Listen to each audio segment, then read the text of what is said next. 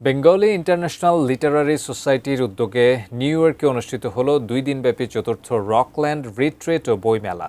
গত শনি ও রবিবার নিউ ইয়র্কের চেস্টনাট রিজের থ্রিফোল্ড এডুকেশনাল সেন্টারে আয়োজিত মেলায় যুক্তরাষ্ট্র, Bangladesh, Bharat, Ireland, Australia, Guyana, Dominican Republic ও তুরস্ক সহ বিভিন্ন দেশের কবি, সাহিত্যিক, গবেষক, শিল্পী ও সংস্কৃতিপ্রেমীরা অংশ নেন।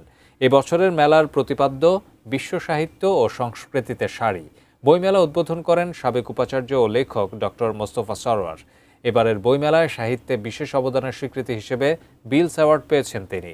আলোচনায় অংশ নেন আয়োজক doctor Dhananjay Saha, convenor Guyana মেলার, কবি মোহাম্মদ নুরুল হুদা, কবি সুবোধ সরকার সহ অন্যরা।